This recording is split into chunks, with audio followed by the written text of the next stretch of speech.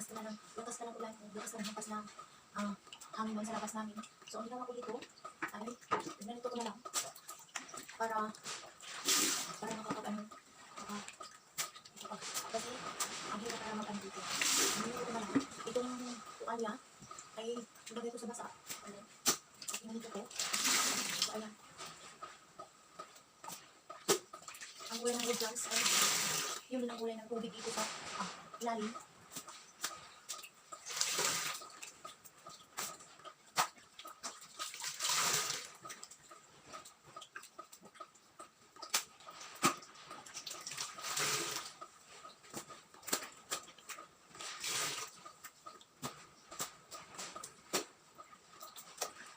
Ang lakas na ng hangin sa labas.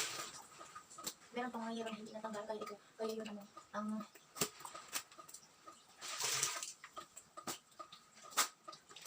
buti na lang wala ng ulan. Pero meron pang, ang lakas pa rin ng hangin.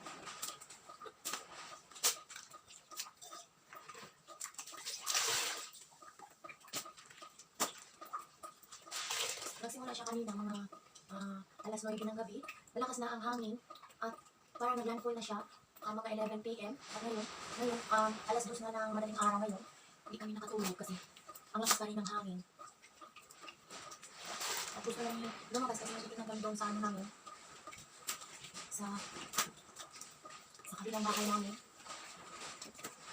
Pero takot pa rin kami lumabas kasi ang lakas pa rin ng hangin. At medyo mahina rin yung ulan. Pero ang lakas na rin ng hangin.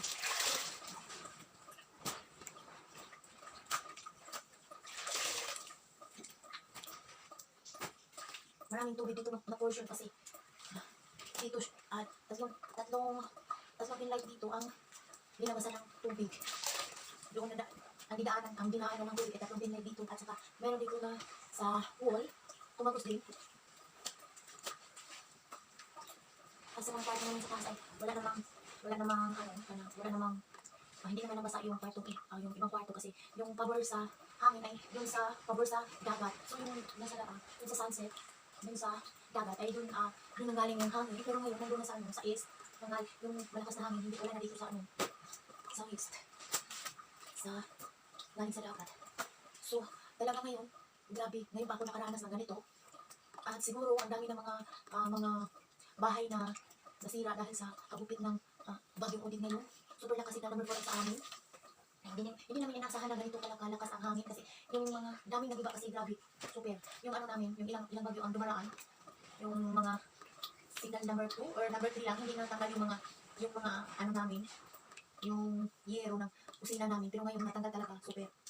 Grabe talaga. Ang lupit ng bagyong Odette. Pero nagpapasalamat pa rin kami. Kasi meron pa mas kawawa pa sa ngayon. Kasi yung mga bahay ay made of light material. Sigurado yun talaga lilipad yung nila, yung atok nila.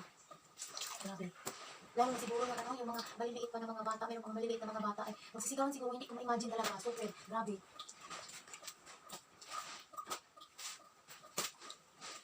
Kawawa talaga, lalo na yung mga baby, hindi makatulog.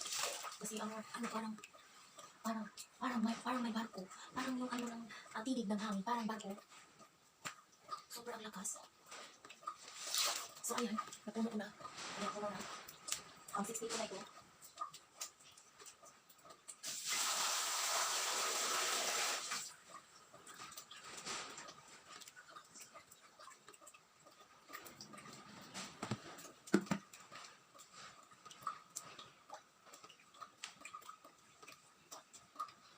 Yan guys, naka 60 plus na ako ka balde ng tubig ngayon kasi pumasok dito sa kwarto namin galing sa second floor. Dumaan siya sa pin light kasi yung second floor namin ay gelusilang kaya pumasok yung tubig ng ulan. Pero mas okay nang naka-gelusilang kami kasi mas delikado kapag plain na bildo kasi delikado mabuak. Yung floor namin sa second floor ay wood clumps. Kaya tumagos yung tubig sa kwarto namin at sa sala namin. So ayan. Dito pumasok yung tubig At yung iba, nasa dingding. So, ang dami kanina. So, ang dami. Ngayon, malakas pa rin ang hangin sa labas. So, yung tubig, ayan, tumago siya sa mga pin light. So, ayan. Pero ang lakas pa rin ng hangin dito sa lugar namin. Hindi pa rin kami makalabas kasi delikado sa baka may mga yero na lumilipad. So, ayan. Grabe ang pinsala ng pagupit ni Udit, bagyong Udit. So, ayan dito, linagyan namin ng trapal para yung tubig. So, ang dami ng tubig dito. Ayan. So, marinig pa rin ang magupit ng mga sin kasi natanggal yung mga ibang sin namin doon sa kabilang namin sa may parkingan. So, dito pumasok yung tubig pero sa kanal hindi siya pumasok kasi hindi na masyadong marami yung ulan.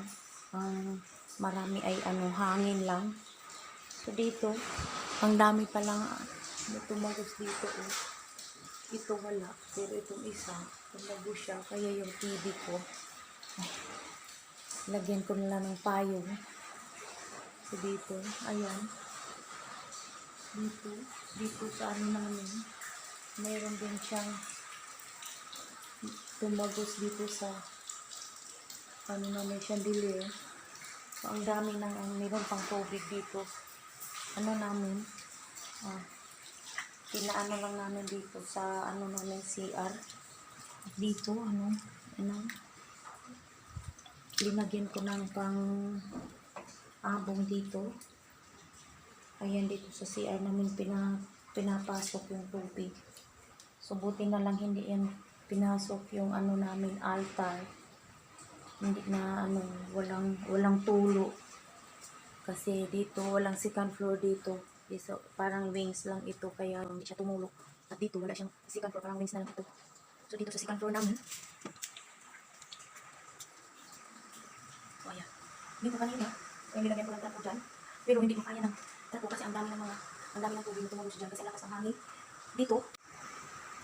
So, ito, mga ilang buwan pa ito pwede siguro mga 1 month kapag straight yung init para ma-dry. So, ayan. Diyan lalabas yung tubig ng ulan kasi paghampas ng hangin ay tumagos ng ulan dyan.